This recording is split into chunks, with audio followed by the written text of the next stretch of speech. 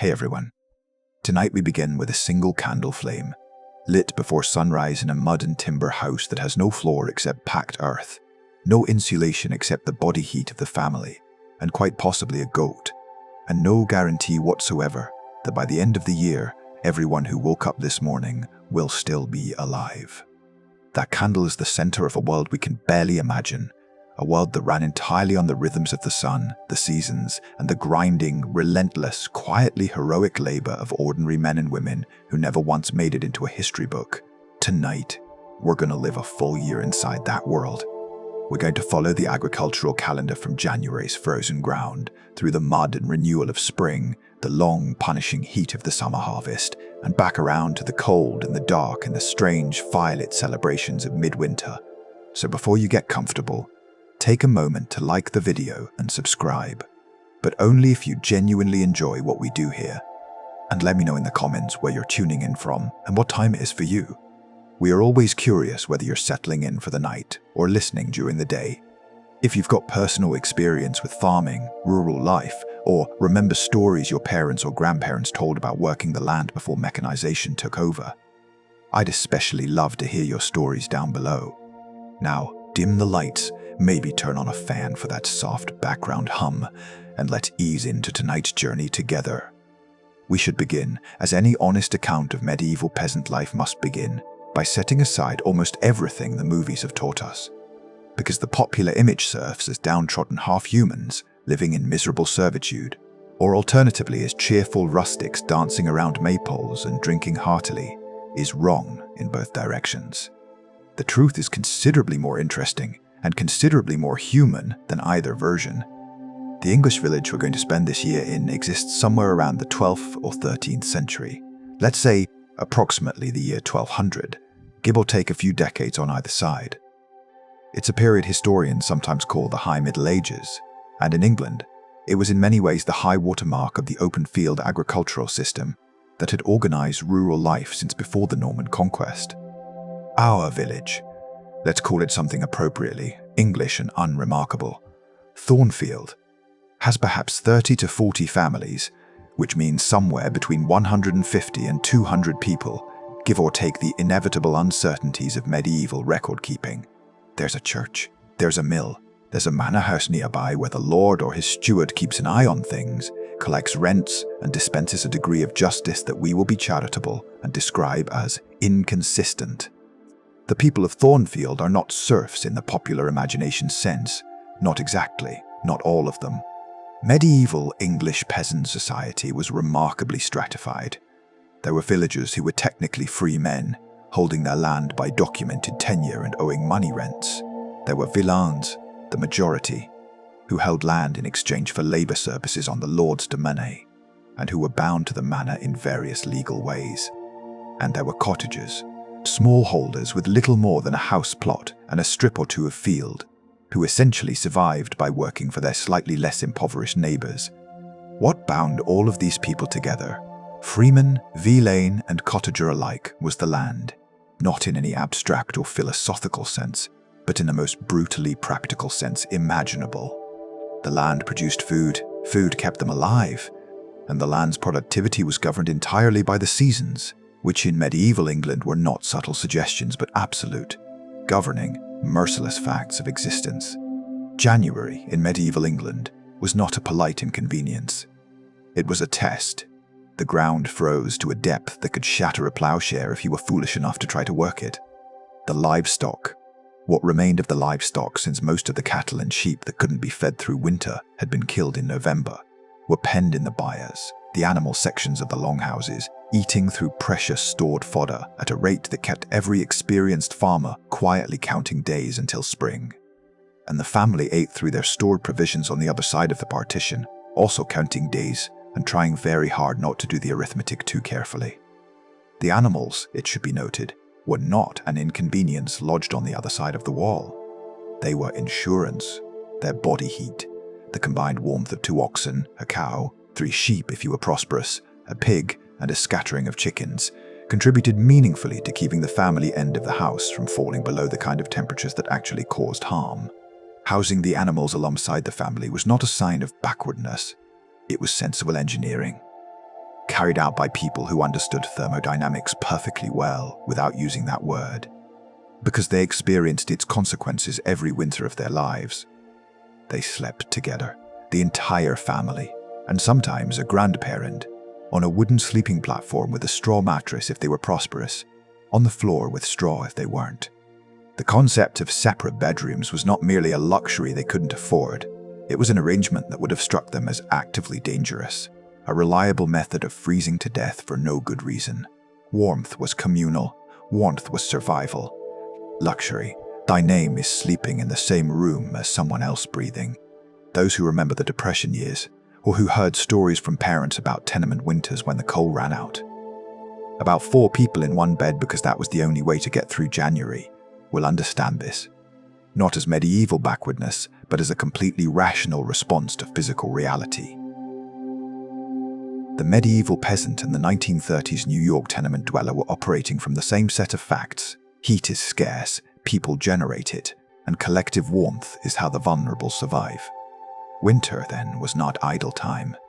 This is another misconception worth clearing up early. The image of medieval peasants huddled around the fire for 3 months, doing essentially nothing, is historically inaccurate, and also an insult to people who were constitutionally incapable of it. There was too much to do. The blacksmith worked through winter. There was always iron to mend, plowshares to repair, harness fittings to replace before spring. Plowing demanded them all at once. The carpenter worked. Fences and hurdles needed weaving. Grain needed threshing. And the women of the village, who rarely appear in the administrative records that historians depend on, but who constituted half the workforce and arguably the more organized half, were spinning, weaving, brewing, salting, preserving, managing the household stores with the kind of careful arithmetic that determined whether the family arrived at April with something left to eat or didn't.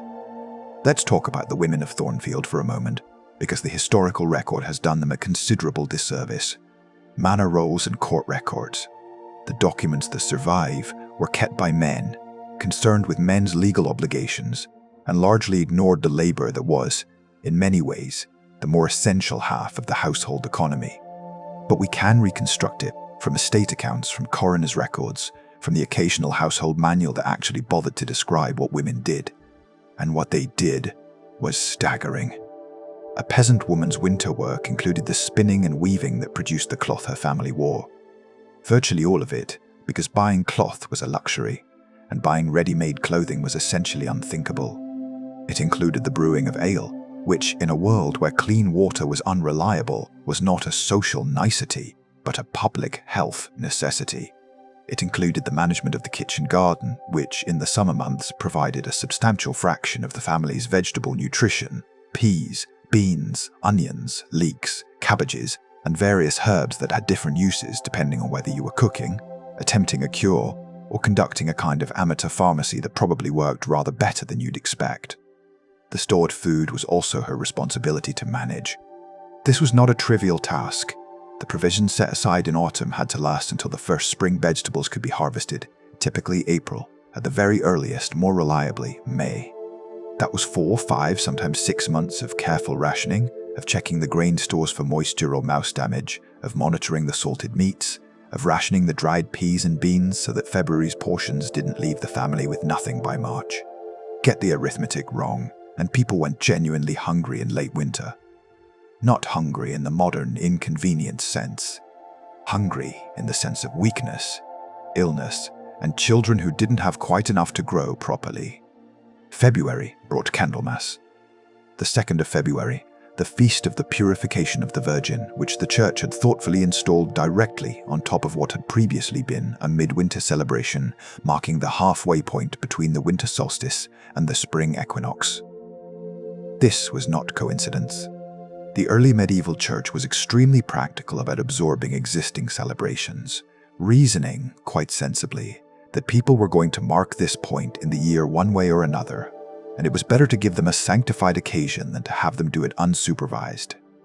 The Candlemas service involved the blessing of candles, which the congregation then took home for the year useful items in a world that got dark around 4 o'clock on a February afternoon and had no electricity. The theological content was largely beside the point for most villagers. though we should not assume they were merely going through the motions. Medieval people had a relationship with religious observance that modern sensibility struggles to quite grasp. It was not separate from daily life but woven through it, explaining the world, marking time, providing community, and offering at least the psychological comfort of believing that the universe had a plan, even if the plan currently involved a great deal of cold mud and not enough bread. Candlemas also functioned as a kind of informal assessment point. By now, you had a reasonable idea of what your winter losses had been, which animals had survived, how much grain remained, whether the family was going to make it to spring plowing more or less intact, or whether some difficult decisions lay ahead. The question of when the soil was ready to plow was not, as you might imagine, a simple one. It wasn't merely a matter of whether the frost had gone. Heavy English Midland clay, the dominant soil type across much of the region, had to be worked at precisely the right moment of moisture. Too wet, and the plough would smear it into an airless compacted layer that would set like poor concrete and ruin the tilth for the entire season. Too dry, and it would bake into clods that resisted breaking down. The experienced farmer read the soil the way a baker reads dough, by feel, by texture, by a judgment built over a lifetime of watching what happened when you got it right, and what happened, rather more memorably, when you got it wrong. The alehouse. Typically a cottage where someone, usually a woman, had brewed a batch of ale and put up a green bush outside to advertise the fact, was one of the few genuine social spaces in the village. Taverns, in the grand sense, didn't exist. What existed was the alewife, who brewed regularly, sold by the mug at a price regulated by the Lord's Court, and maintained a rough credit system using tally sticks that recorded who owed what, and ensured a significant percentage of the village was perpetually mildly in debt to her. The ale itself was not the clear, fizzy, refrigerated product of modern expectation. It was a thick, yeasty, somewhat cloudy liquid that looked roughly like murky apple juice, and tasted, contemporary accounts suggest, of grain with notes of whatever herbs the brewer had added to compensate for the lack of hops. Hops were not yet common in England in 1200, arriving later from the continent, a development that genuine beer historians regard as among the more important agricultural imports of the later medieval period. Ale kept for only a few days before turning, which meant it was brewed frequently, consumed quickly, and generally described by later observers in terms that suggest it was an acquired taste, though one acquired almost universally, since the alternatives were water of uncertain quality and milk, which had to be shared with the calf. Lent arrived in late February or early March, depending on the year, and imposed 6 weeks of dietary restriction that intersected in complicated ways with the practical realities of what was available to eat. The church prohibited meat, eggs, and dairy during Lent. What this meant for a peasant family, in practical terms, depended enormously on their situation. For wealthier villagers, and certainly for monasteries and manors, Lenten fasting meant switching to fish-salted herring brought from the coast at considerable expense, preserved cod, occasionally fresh river fish for those fortunate enough to have access to productive waterways.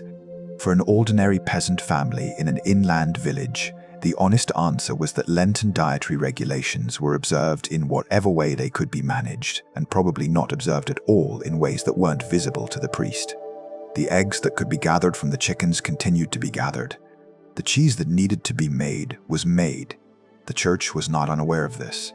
It practiced a certain amount of pastoral pragmatism that its more rigorous theorists would have found uncomfortable, and priests understood that insisting on strict Lenten observance from a family already running short on food was the kind of demand that eroded more goodwill than it produced.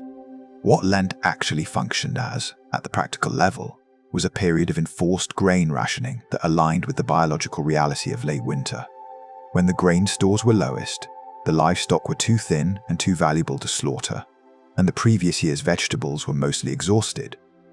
The prohibition on rich foods wasn't primarily a hardship, because rich foods were, for most villagers, largely theoretical anyway. And then, at some point in late March or early April, depending on the year and the weather and the condition of that clay soil, came the moment the entire winter had been organized around the spring ploughing. It is difficult to overstate the significance of spring ploughing in the medieval agricultural calendar. Everything, the family's food security, the lord's income, the priest's tithe grain, the village's survival through the following winter, depended on getting seed into the ground at the right moment, in the right condition, in sufficient quantity.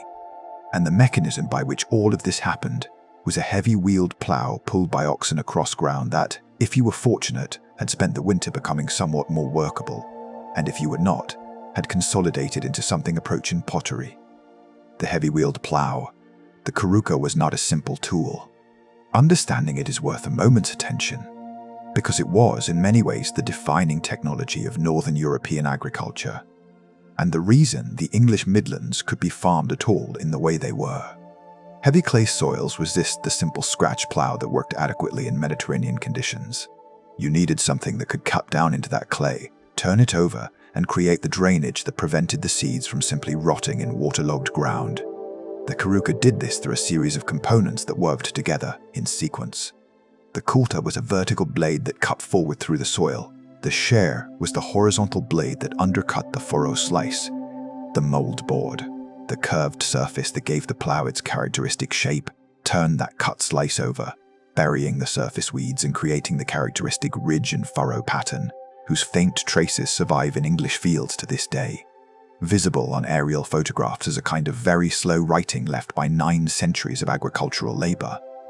Those who've done any machining work, or who remember the era when you maintained what you owned because replacing it wasn't an option, will appreciate the care that went into the plough's maintenance.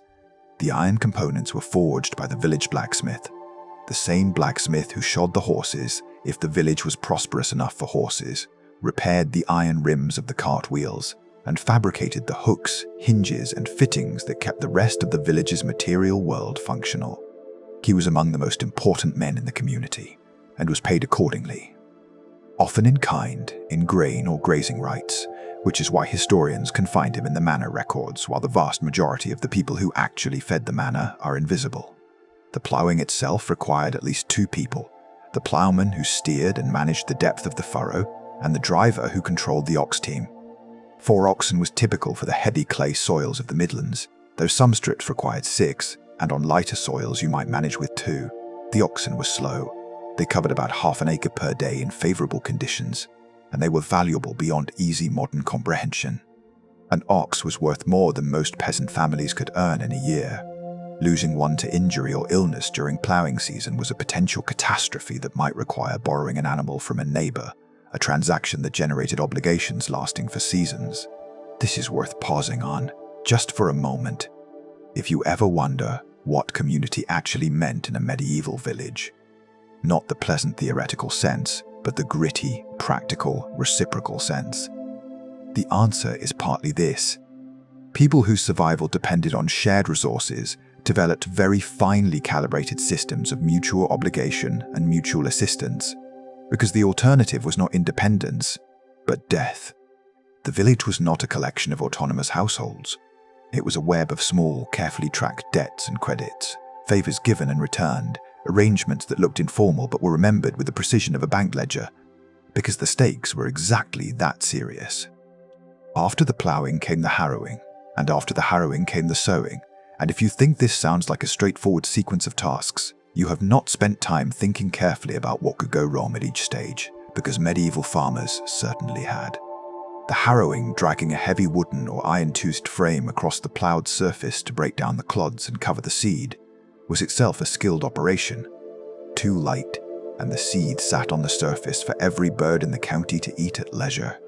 The wood pigeons and rooks and starlings of medieval England were not different from the wood pigeons and rooks and starlings of today in any relevant respect, which is to say they were efficient, determined, and entirely indifferent to the farmer's economic situation. Too heavy, and the harrow compacted the surface before the seedlings could push through it. The sowing itself was done by broadcast handfuls of grain scattered from a bag worn across the body. The farmer walking at a measured pace developed through long practice to produce an even distribution. It required a kind of moving meditation, the constant rhythm of reach, scatter, step, reach, scatter, step, maintained over hours and acres.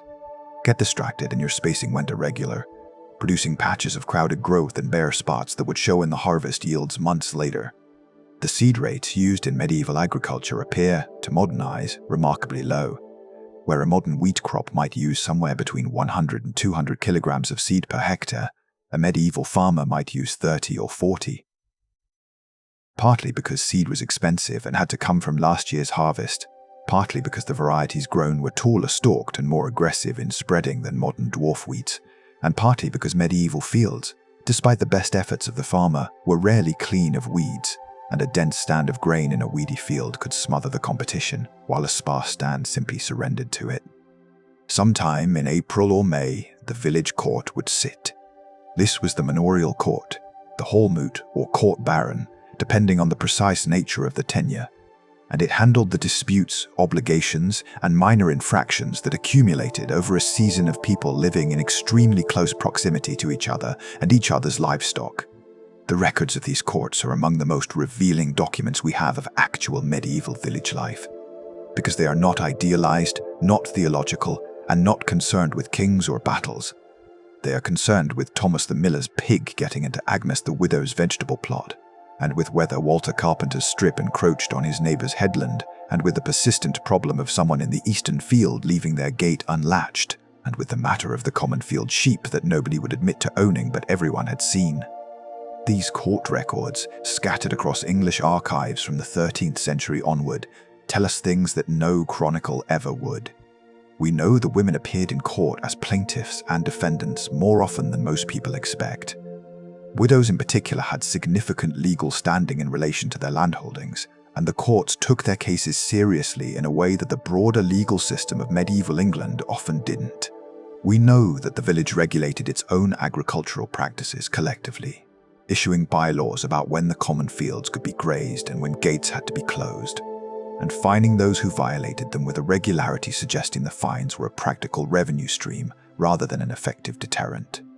We know that the same names appear year after year in relation to the same disputes, which tells you something timeless and slightly discouraging about human nature and neighbourly relations. The court also dealt with the labour obligations owed to the lord, the specific days per week that villeins were required to work the demesne, the ploughing services, the harvest duties. These obligations were not theoretical. They were tracked, recorded, and enforced. A villain who failed to appear for his boon work, the days of additional labour owed during the harvest, could be fined or, in more serious cases, have his strip forfeited. The court was where this accounting happened, presided over by the Lord's steward in the Lord's name, with a jury of village men making the actual findings of fact. Those familiar with how certain institutional arrangements work, where the forms of fairness are carefully maintained while the outcomes remain largely predictable, will find the manorial court a recognizable institution. May Day arrived with a relief so physical it was almost medical. The 1st of May, or more precisely the first day that felt like May, which the calendar agreed with or didn't, depending on the year's weather, was the moment when winter was genuinely, finally, unmistakably over. The livestock went out to pasture. The doors of the longhouses stood open for the first time since October. The smell that had accumulated over winter, which we will diplomatically describe as comprehensive, began its slow dilution in fresh air. The celebrations were older than the church, older than Christianity in England, older than anyone could say with any precision. The church had made various attempts over the centuries to regulate or redirect May Day festivities, with the modest success that tends to accompany official attempts to suppress things that people really want to do. The maypole was raised on the green. There was dancing, which the clergy regarded with a suspicion roughly proportional to how much the dancers were enjoying themselves. There was music pipes and drums and a fiddle like rebec, which produced a sound that modern ears would find somewhat abrasive, but which medieval ears found festive and sufficient.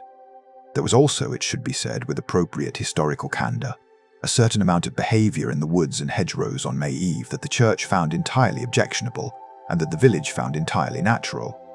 The phrase, "bringing in the May," which referred to the custom of going out before dawn on May 1st to gather flowering hawthorn branches for decoration, covered a range of actual activities that subsequent centuries have been alternately prudish and arch about. We will simply note the population was a serious, ongoing concern in a world where infant mortality was high and households needed working members, and leave the rest to the imagination. With the livestock out on pasture, the village's daily rhythm changed entirely. The cows needed milking twice a day, morning and evening, a task that fell primarily to women and older children.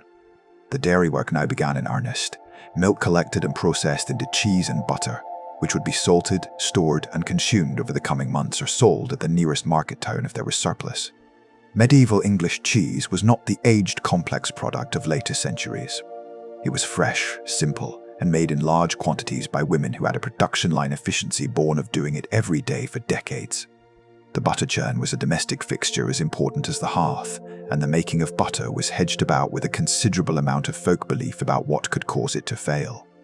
Witchcraft was frequently blamed when the cream refused to turn, which tells us something about how medieval people handled the frustrating variability of a process that is, in fact, quite sensitive to temperature, bacterial content, and the age of the cream, none of which they had vocabulary for, but all of which they were perfectly aware of in practical terms. May and June were also the months of the kitchen garden's most demanding labor, and this brings us back to the women of Thornfield in their role as the village's primary food producers in the domestic sphere. The kitchen garden was not decorative, it was a production facility. Peas and beans went in as early as the soil allowed, because they were among the most important sources of protein in a diet that had, through Lent and late winter, been seriously deficient in it. Onions, leeks, garlic, cabbages, and a herb section that served simultaneously as flavoring, medicine, and dye sauce, all required planting, thinning, weeding, and defending against a standing army of slugs that the medieval climate of England produced in quantities that have not diminished to this day. If you're curious what people in the comments think about this, those of you who grew up gardening or whose parents or grandparents kept serious kitchen gardens when buying what you needed wasn't always an option. I'd genuinely like to hear how that experience compares to what we're describing here. The kitchen garden as a matter of survival rather than pleasure, as the difference between adequate nutrition and not enough. Drop a note below if that resonates. Now, June also brought something that was neither celebration nor drudgery, but occupied a strange middle space between the two, the hay harvest. The hay harvest came before the grain harvest, and it mattered just as much, though in a different way. Grain fed people. Hay fed the animals over winter, and without adequate winter fodder, the animals died. And without the animals, the ox teams and the horses where they existed, the cows that produced milk and calves, the sheep that provided wool and manure. The entire agricultural system ceased to function. The hay harvest, in other words, was feeding the engines that fed the people. Getting it wrong had second-order consequences that could take years to recover from. The timing was critical and weather-dependent in a way that required nerve. You needed to cut the hay when the grass was at its maximum nutrition, roughly when the meadow grasses were in their early flowering stage, before they went fully to seed and the nutritional value declined. But the cut hay needed several days of dry weather to cure properly before it could be stored, because green hay stored damp would heat and mold and potentially combust, ruining the entire stack and occasionally setting the barn on fire. This was not a theoretical risk. Hay fires were a documented and recurring problem in medieval England, which is why the advice literature of the period returns to the proper curing of hay with the repetitive urgency of someone who has lost a barn to it at least once. The hay harvest was communal work in a way that ordinary field labor was not. The meadows were often common property grazing rights, and hay rights held collectively by the village, managed collectively, harvested collectively, which meant that when the weather turned threatening and the half-cured hay needed to come in immediately, the entire village mobilized, because the hay belonged to all of them, and the threat of rain didn't observe property lines. There is something in this that the generation who experienced the Depression and the war years will recognize immediately, not as a romantic idea about community, but as the unsentimental reality of it. When the crisis is shared and the resources are collectively at stake, people cooperate with an efficiency and an absence of ceremony that makes modern organizational theory look considerably overthought. Nobody called a meeting to decide who would turn hay and who would build the cocks and who would watch the sky. They just did it because they'd done it before, and the year before that, and because getting it wrong was not an option they entertained. The grain harvest was the pivot point of the entire year. Everything that had happened since January, the careful rationing of stores, the spring plowing, the sowing, the harrowing, the weeks of growth, watched with the close attention of someone monitoring their entire future, arrived at this moment. And the moment was ruthlessly weather-dependent. Ripe grain left standing in wet weather would begin to sprout in the ear. It would mold. It would lose quality rapidly. A field of wheat that was worth a year's careful labor on a Monday morning could be significantly compromised by Saturday if the weather turned and you hadn't gone in. This was not an abstract concern. The annals and chronicle accounts of medieval England are scattered with years when the harvest failed, not always through drought, but sometimes through exactly this. Perfectly good grain left standing too long in wet August weather because there weren't enough hands, or because the weather window closed too quickly, or because the Lord had called everyone onto the Demesne harvest first, and the village's own strips waited in the rain while the Lord's grain came in dry. The harvest was done with sickles, not scythes. This distinction matters. Scythes, which we saw at the hay meadow, cut on the sweep. Fast, efficient, requiring skill but manageable to learn. Sickles required the harvester to bend at the waist, gather a handful of stalks with the left hand, and cut through them at the base with a controlled inward draw of the blade. Then bundle the cut stalks, lay them for binding, reach again. Bend, gather, cut, bend, gather, cut. Hour after hour. In August heat, the reason grain was harvested with sickles rather than the faster scythe is practical and has been confirmed by agricultural historians through experiment. The sickle, cutting low and individual, minimized grain loss from the ears. The violence of a scythe swing shattered the ripe ears and scattered grain on the ground. The sickle's controlled cut preserved it. In a world where every kernel of grain was calories that someone needed to survive the coming winter, wasting it by cutting too roughly was not an acceptable efficiency trade-off. Behind the reapers came the binders, gathering the cut stalks into sheaves and tying them with a band twisted from the stalks themselves, a technique requiring slightly less strength than the reaping, but its own practiced dexterity.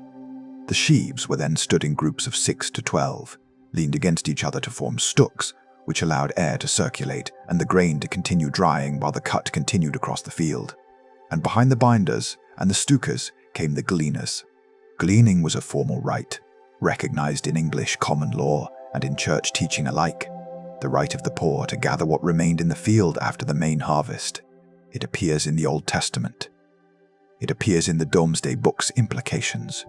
It appears in manorial court records as a contested and sometimes grudgingly defended right, because lords and more prosperous farmers were not always thrilled to see their field edges picked clean by their neighbors. But the custom was old enough, and the moral authority behind it strong enough that outright prohibition was difficult to sustain. Those who gleaned were predominantly the most vulnerable members of the village, widows without sons to labor for them, families whose holdings were too small to produce adequate grain, the old, the partially disabled, the chronically unlucky. What they gathered from gleaning was not much by the standards of the main harvest, but it was theirs, and in a world where the margin between sufficiency and scarcity was narrow and well understood by everyone, the difference it made could be measurable. When the last cart came in, there was a celebration, not a particularly elaborate one. These were people who had just completed 3 or 4 weeks of the hardest sustained physical labor of the year and were mainly exhausted. But a real one. The harvest supper, sometimes called the harvest home, was typically provided by the Lord for the laborers who had brought in his demesne crop, which was a form of compensation for the boon work days that had taken them away from their own strips, and was also, frankly, a smart investment in the kind of goodwill that made the next year's boon work a little less grudging. There would be food that was better than the ordinary daily ration roasted meat if the Lord was generous, which varied considerably by Lord. There would be ale in quantities sufficient to dissolve the memory of weeks of bending in August heat. There might be music. There would certainly be sleeping, outdoors in the warm August night with the profound unconsciousness of people who have genuinely earned it. The grain in the sheaves was not immediately ready to eat or store. It needed threshing, the separation of the grain from the straw and chaff.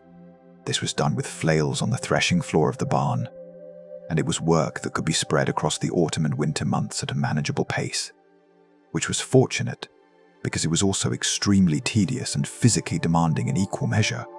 2 men working a threshing floor could produce roughly 8 to 12 bushels of grain per day, depending on the crop and their skill. A village that needed to process the grain from 30 family holdings had a very great deal of threshing ahead of it. The threshing floor was positioned between 2 sets of opposing barn doors for a reason. On a windy day, You could open both sets of doors and use the through draft to winnow the grain, throwing the threshed material into the air with a wooden shovel and allowing the heavier grain to fall straight down while the chaff blew away through the far doors. On a calm day, you used a flat wicker winnowing basket instead, tossing and catching.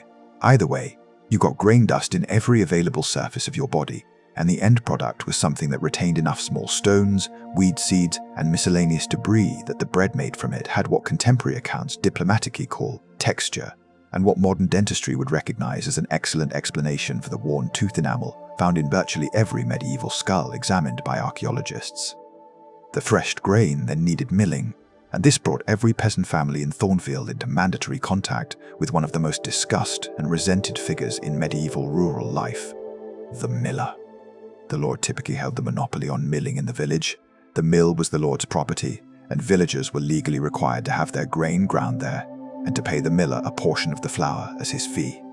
This portion, called the multure, was supposed to be a specific regulated fraction. In practice, it was whatever the miller thought he could take without the village taking collective legal action against him, which, based on the frequency of miller-related court cases, appears to have been quite a generous assessment of his own interests. The miller appears in medieval literature as a stock comic villain, fat, dishonest, prone to weighing his thumb on the scale, the sort of person who is universally disliked but indispensable. Geoffrey Chaucer's miller, a century and a half after our period, was a thieving, brawling, gross character, whom Chaucer depicted with what might charitably be called ambivalent affection. The village miller of 1200 was not necessarily this person. Some millers were straightforwardly honest and competent. But the stereotype existed for a reason, and the reason was structural.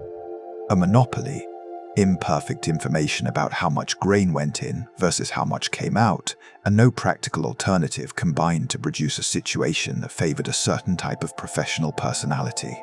Lammas I of August, whose name derives from the Old English for loaf-mass, was the feast that marked the start of the grain harvest and the offering of the first fruits of that harvest to God and the community. The first loaf baked from the new grain was brought to the church. It was blessed. And then, presumably, it was eaten. Because bread was not primarily a liturgical object in a world where its absence caused starvation. The theological significance was real, but layered over something older.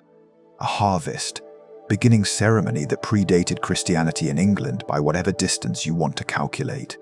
The church, again, had been practical about it. The important thing was that the ceremony happened, that the community gathered, that thanks were given, and that everyone had acknowledged, at least formally, that the grain they were about to bring in was not entirely a product of their own labor and judgment, but involved some cooperation from forces beyond their control. This was a theologically correct position, and also a meteorologically accurate one. Historians of medieval religion have noted that the peasant relationship to Christianity was genuine and deep, but also thoroughly practical.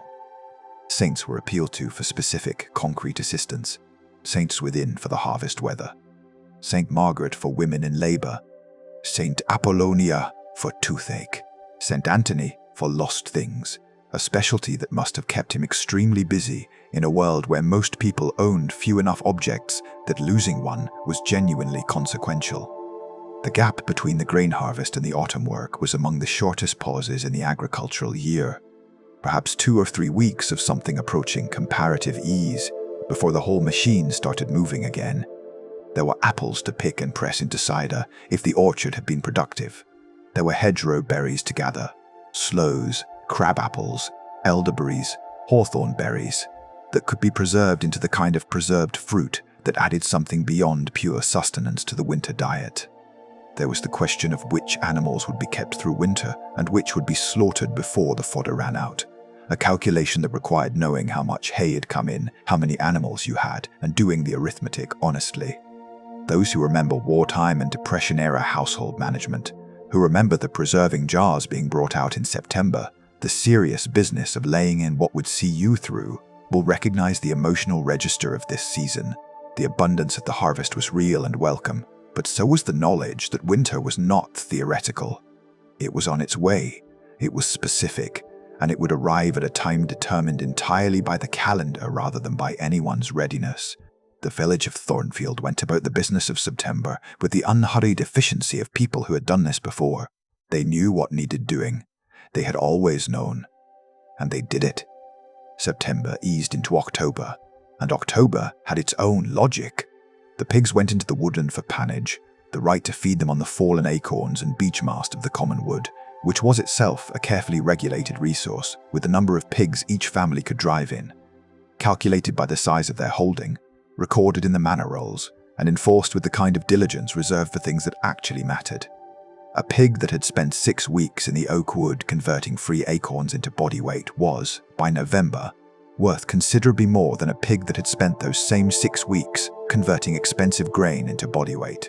The pig was the most important animal in the ordinary peasant household's economy. For reasons that are straightforward once stated, it ate almost anything. It reached slaughter weight faster than cattle or sheep.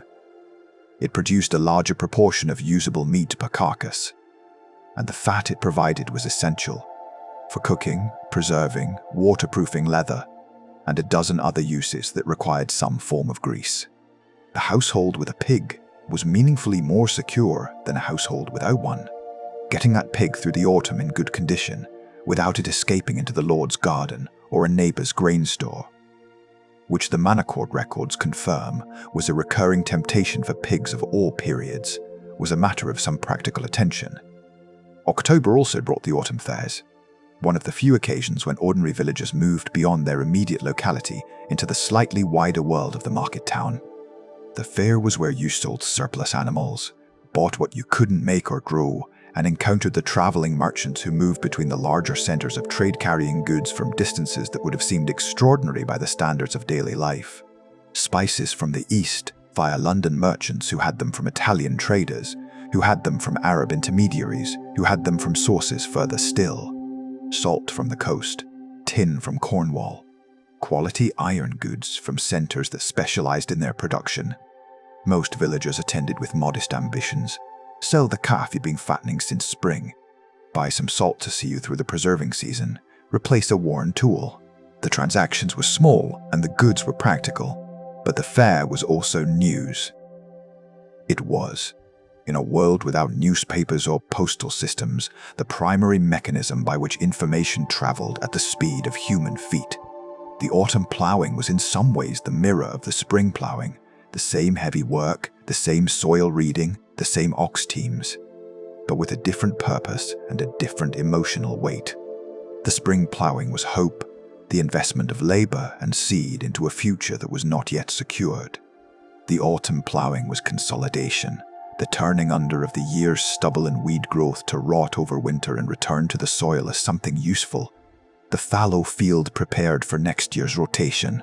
The three-field system that organised the open-field agriculture of medieval England required 1/3 of the arable land to lie fallow in any given year, resting, recovering its fertility, being ploughed to control the weeds that would otherwise establish themselves permanently.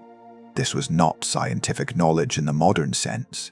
Nobody in 1200 had a concept of soil nitrogen or bacterial activity, but they had 2 or 3 centuries of empirical observation demonstrating that fields cropped without rest became progressively less productive, and the three-field rotation had emerged from that observation as the practical solution.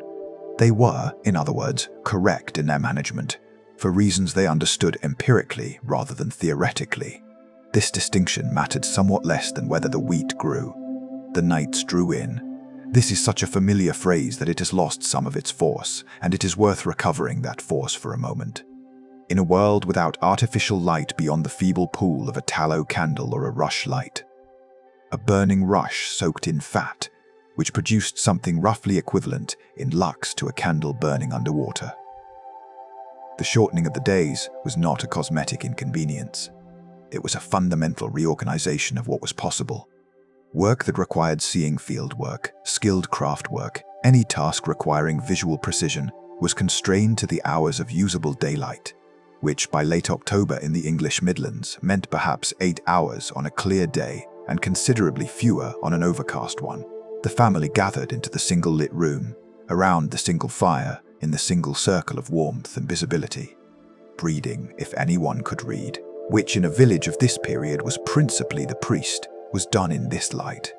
Sewing and spinning were done in this light, the women turning the wool into thread and the thread into cloth by the feel of their fingers as much as by sight, because their fingers knew the task without needing to see it. November brought Martinmas, the feast of St. Martin on the 11th of November. And Martinmas was, in the practical calendar of the medieval village, the moment of the great reckoning. It was when the livestock count was done, the fodder assessed, and the arithmetic performed that everyone had been putting off. How much hay was in the barn? How many animals needed to be fed through how many months of winter? What the numbers said about which animals could stay and which could not. The slaughter was not a casual event. Killing the animals you had raised through the year, named in some cases, handled daily, measured their progress with a farmer's unsentimental but not uncaring eye. This was a significant act, and the culture treated it as one. The village priest blessed the occasion. Wait! There were customs around who did the killing and how it was done. And when it was over, there was feasting. The fresh meat that would not survive long without preservation. Eaten while it could be eaten, in a meal that was genuinely among the richest of the year. The preservation of the slaughtered meat was a serious technical undertaking. Salt was the primary preservative, rubbed deep into the cuts, packed around joints in the salting trough, maintained in sufficient concentration to prevent the bacterial spoilage that would otherwise claim the meat within days. Salt was expensive. It had to be purchased, having come from salt works on the coast via a chain of transport and trade that added to its cost at every link. The phrase "worth his salt" traces back to the Roman practice of paying soldiers, partly in salt. And it survives as a phrase because salt was, throughout most of human history, genuinely valuable in the practical sense that things become valuable when they keep other things from going bad. Smoking was secondary preservation. The smoked pork hanging from the kitchen rafters, or in a dedicated smoke shed if the family was prosperous enough. Slowly curing over weeks of gentle smoke from a fire of green wood and aromatic materials. The result was not quite what modern curing produces, partly because the modern process is controlled and consistent, and the medieval version was neither, and partly because the animals themselves were different, leaner, ranging more freely, older at slaughter than modern commercial pigs, with meat that had a different character. But it was pork. It would last through February if managed properly. And in a world where the alternative was grain pottage for every meal without variation, the piece of salted pork added to the pot made a difference to morale that no amount of food science can adequately measure. Those of you who grew up in households where the preserving and the smoking and the pickling happened every autumn as a matter of course, where putting food by was serious business, not a hobby, will understand this without any further explanation. The Depression generation, the wartime generation, anyone who grew up in a rural household before supermarkets arrived in earnest, the connection between autumn's abundance and winter's survival was not abstract. It was the contents of the cellar, counted. The 1st of November was All Saints' Day, and the 2nd was All Souls' Day, and together they formed Hallowtide, the hinge of the year, the point at which the calendar turned toward winter and the community turned toward its dead. In the theology of the medieval church, All Souls' Day was the occasion for prayer for the souls of the departed who were in purgatory, suffering out their remaining debts before admission to heaven. In the practical life of the village, it was something older and harder to name, the moment when the thinning of the year and the thinning of the light made the dead feel present in a way that summer's abundance had pushed aside. Every family in Thornfield had dead. This was not a metaphorical statement. A village in 1200 had experienced child mortality at rates that are genuinely difficult to sit with from the modern perspective. Medieval historians estimate that somewhere between a third and a half of children born in this period did not survive to adulthood. And that estimate, stated plainly, is an abstraction that doesn't survive contact with the names in the court rolls and the churchyard stones. The village buried its children with regularity. It buried women in childbirth. It buried men taken by accident, infection, and the grinding accumulation of physical damage, that hard labor over a lifetime deposited in the skeleton. The Hallowtide observance was not theatrical. It was personal, and recent, and specific. The candles placed on the graves were not purely symbolic. They were company for the dead, and light in the dark for the living, and acknowledgement of a connection that the villagers did not regard as entirely severed by death. The dead were the community's past, The saints in the church were the community's intercessors, and a living were the community's present.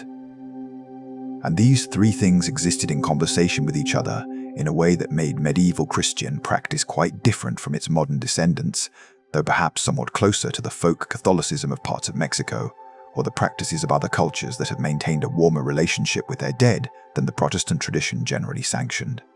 This is worth noting without judgment. The people of Thornfield were not superstitious in any pejorative sense. They were people trying to make sense of mortality and continuity with the tools available to them, and what they built was a way of holding the dead present that served the living, acknowledging grief without being consumed by it, maintaining connection without denying loss. That is not a primitive achievement. That is a human one. By late November, the village had pulled inward. The fields were done. The root vegetables that hadn't been stored were mulched under straw for retrieval as needed. The last of the autumn ploughing was finished. The animals were back in their winter quarters, and the familiar arithmetic of fodder against days began again. Unchanged from last year, as it would be unchanged next year. Because the arithmetic of winter was not a solvable problem, only a manageable one, and the management of it was what it meant to be a peasant farmer in medieval England. The evenings were long. In the compressed world of the November and December longhouse, with darkness falling before the afternoon was properly finished, time moved differently.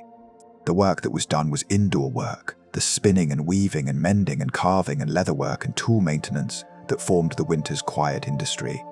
And between the work and woven through it was conversation.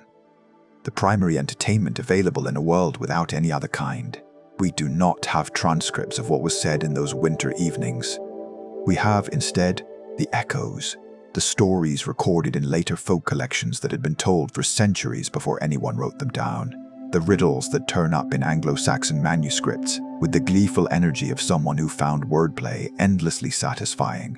The songs that were old when the singers were young, the local knowledge, who was feuding with whom, what the weather had done 3 winters past, what someone's grandmother had said about the year the mill burned that constituted the village's living archive of itself. These things do not survive in archives. They survive in the fact that people in every culture, in every period, in every circumstance, have always talked to each other in the long evenings. Nothing, it turns out, stops that. I'm curious. Those of you who grew up in households where the winter evenings were genuinely long and the entertainment was people, not screens, who remember the particular texture of that kind of time. I'd genuinely like to hear about it. What got talked about? What got told? Whether it felt like deprivation or sufficiency or something that doesn't fit either word. Leave a note in the comments if you're inclined. These are the things the history books don't record, and they matter.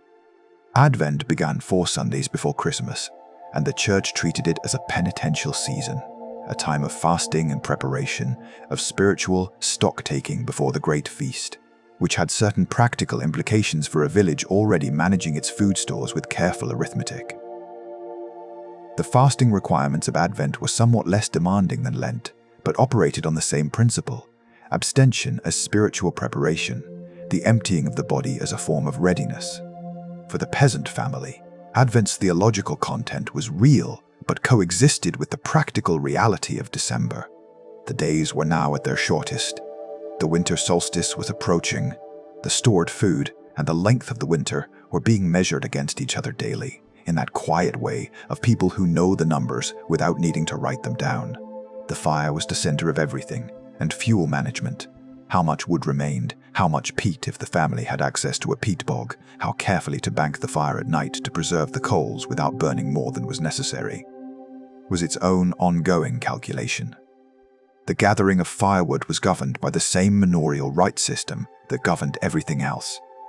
The right of estovers, the entitlement to take fallen wood and dead branches from the common wood, was carefully distinguished from the unauthorized felling of standing timber, which was a serious offense. You could take what the wood gave up freely. You could not take what you decided you needed. This distinction, which sounds legalistic, was in practice a fairly sensible management of a shared resource that everyone depended on, and its violation was treated with the seriousness appropriate to an act that damaged the community's collective winter fuel supply. The management of common resources in medieval England was, in general, considerably more sophisticated than the phrase tragedy of the commons, implies that famous economic argument about shared resources being inevitably exploited to exhaustion assumes participants who have no ongoing relationship with each other or the resource, which was precisely the opposite of a medieval village. The people of Thornfield had managed the same woodland, the same pastures, the same field system for generations. They were going to manage it for generations more, and they knew it, and that knowledge produced exactly the kind of careful stewardship that the theory suggests is impossible. Historians studying medieval common land management have found the records quite striking in how actively communities regulated their own use of shared resources. Not perfectly, not without conflict, but with a seriousness proportional to the stakes. Christmas arrived, and with it 12 days of genuine celebration that represented the fullest expression of medieval village festivity in the calendar year. The 12 days of Christmas, from December 25th through the 5th of January, culminating in Epiphany on the 6th, were not a polite cultural convention. They were a sanctioned, church-organized period of rest and feasting and communal gathering, scheduled, not coincidentally, at the darkest and most agriculturally idle point of the year, when there was genuinely very little else to do and a great deal of need for warmth, food, company, and the reassurance that the sun was, in fact, going to return. The Yule log was real. A large piece of hardwood, often oak, brought in with some ceremony on Christmas Eve and expected to burn for as long as possible. Ideally all 12 days if managed carefully. Its survival into the next year was considered a good omen, and the charred remnant would be kept to light the following year's log, a continuity that had obvious pre-Christian roots that the church had chosen to allow rather than fight. This was, once again, sensible pastoral strategy. The fire in midwinter was not merely decorative, it was the difference between a cold, dark house and a warm one, and attaching positive ceremonial significance to it was not superstition. It was respect for something genuinely important. The food at Christmas was the best of the year, not in an elaborate sense. No medieval peasant family was producing anything recognizable as a feast day menu in the Renaissance sense, but better. More meat than usual, better bread, ale in greater quantity and perhaps of better quality, dried fruit in the pottage, which was a luxury, the preserved pork from Martinmas making its first serious appearance at the table. It was a meal that tasted like what it was, the product of a year's careful labor and management, the embodiment of having gotten the arithmetic right. The 12 days included music and games and a certain amount of behavior that the church tolerated on the grounds that 12 days of controlled festivity was better than the alternative of people finding their own outlets. The game of Hoodman Blind, essentially blindman's buff, appears in records. Various bull games were played, apparently with an enthusiasm that occasionally resulted in property damage, which is why they also appear in records. There was dancing. There was singing of carols, which in this period meant songs suitable for dancing in a ring. The word carol derives from a round dance, and had not yet acquired the exclusively religious character it later developed. Epiphany. The 6th of January, the Feast of the Three Kings, closed the Christmas season, and the following day, Plough Monday, formally opened the new agricultural year. The ploughs were dragged out, cleaned, inspected, and in some villages pulled through the village in procession, a ceremony somewhere between the practical and the ceremonial that served the same function as many such transitional rituals. It announced that the holiday was over, that the world was turning back to its work, and that the community was collectively committed to beginning again. The young men of the village sometimes dragged the plough through the streets dressed in costume, collecting money for ale, threatening to plough up the doorstep of any household that declined to contribute. This was mildly extortionate by the most charitable interpretation, and straightforwardly extortionate by a less charitable one, but it was also, viewed another way, the community formally reaffirming that the agricultural work was collective, that the coming year was everyone's responsibility, and that the beginning of it should be marked as a shared event. The ale collected helped pay for a communal drink that sealed the agreement. And so the wheel turned. January again, the frozen ground again, the depleted stores and the patient arithmetic and the collective act of enduring what needed to be endured until the cold released its grip. But not quite the same January as the one we began with, because the village that arrived at this 2nd January carried a year's accumulated experience. The spring ploughing that had gone well or badly, the harvest that had been generous or not quite enough, the births and the deaths and the disputes settled at the court, and the ones that hadn't been, the Martin Ma's decisions about which animals to keep and which to let go, the Christmas feast that had been the year's reward. The people of Thornfield knew things in January of 1201 that they hadn't known in January of 1200. Small things, most of them. Which section of the East Field had drained slowly and needed attention before spring ploughing? Which of the two surviving oxen had developed a tendency to pull left under certain conditions? Which household had struggled through the winter and might need some discreet assistance with their seed corn in March? This knowledge, accumulated season by season, generation by generation, formed the village's most important asset. More important than its fields, more durable than its buildings, more essential than any piece of equipment. It was the knowledge of how to survive here, in this specific place, under these specific conditions, with these specific resources, and these specific people. We have been in Thornfield for a full year. We have stood in the January freeze and watched the spring ploughing begin, and felt the August heat on the back of our necks during the harvest, and smelled the November salt and smoke of Martinmas. We have been to the manor court and the ale house and the Candlemas service and the May Day dancing and the Hallowtide candle-lit churchyard. We have eaten pottage and lammas bread and the Christmas pork and drunk ale of uncertain quality from clay mugs, while an old man told the story by the fire. What do we take from it? Not pity, I think. The temptation to pity medieval peasants is understandable, but ultimately condescending. The people of Thornfield were not living diminished lives with a heroic aspiration toward our comfort and our choices. They were living their lives, full, specific, materially difficult, socially complex, spiritually grounded, darkly funny when the opportunity arose. Lives. They had what all human lives have: grief and pleasure, community and conflict, the anxiety of uncertainty and the satisfaction of work done well. They had what we have, expressed through entirely different material conditions and an entirely different understanding of the universe, but recognizable across the 8 centuries between them and us. What the people of Thornfield knew, what they had learned through 8, 10, 15 generations of continuous occupation of that particular clay soil and those particular common pastures, was something we have largely lost and are only now beginning to reconstruct in fragments. The knowledge of a place, the knowledge of a year, the knowledge of what the land can give and what it requires in return, the knowledge that the community is not a collection of individuals pursuing their separate interests, but a web of mutual obligation and mutual dependence, whose maintenance is everyone's work and whose failure is everyone's problem. This is not romanticizing. The medieval village had real cruelty in it. The Lord's demands, the arbitrary justice, the inequality that was not occasional but structural. The grinding disadvantage of being born poor into a system designed to keep you that way. None of that should be minimized or sentimentalized. But inside that system, and despite it, the village also had something that requires no quotation marks: genuine community. People who knew each other completely, their histories, their capabilities, their weaknesses, their grief, and who had organized their collective life around that knowledge. We do not know their names. That is the honest final statement. The villagers of Thornfield, or whatever the village was actually called.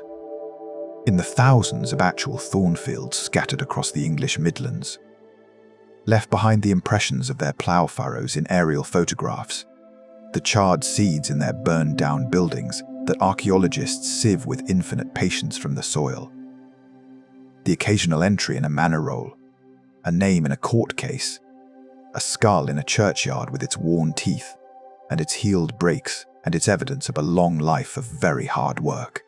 They left behind the language we're speaking now, shaped by 8 centuries of use, in which the words for seasons and ploughing and harvest and bread and ale and cold and home passed through mouth after mouth after mouth. They were not famous. They never intended to be. They intended to get through the year, feed their children, manage the arithmetic of winter, and do it again. And they did.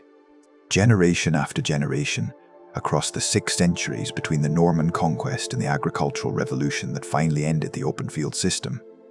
They did it. They solved the problem of existence in their place and their time with the materials available to them, and they handed the solved problem to their children, who solved it again and handed it on. Their struggles became our foundation. Their knowledge, even when we've forgotten it, shaped the landscape we still live in. Their resilience, quiet and unannounced and completely unaware of ever being remarkable, is our inheritance.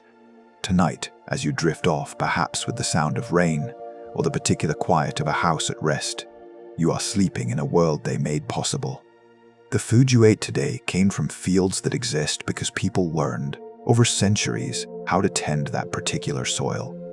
The community structures you move through, the deep assumption that people can organize themselves to manage shared resources and collective problems. These have roots in village courts and common field bylaws and the practical architecture of survival that people in places like Thornfield assembled before anyone thought to call it governance. The past is silent now, but it is never entirely gone. It is in the landscape, in the language, in the long memory of how humans managed to persist together in difficult conditions. The people of Thornfield, who never made it into a history book, who were never famous and never intended to be, they are in this too. Rest well.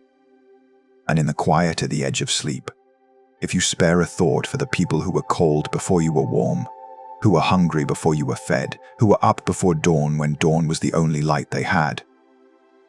If tonight's journey stirred anything, memories of your own, or stories your parents or grandparents told about working the land, about putting food by, about winter and community and making things last, I'd be genuinely honored if you shared them in the comments. Your generation carries knowledge that never made it into archives. If you're willing, the comments section is yours. Thank you for spending this time in Thornfield. Now rest well, and I'll see you in the next one.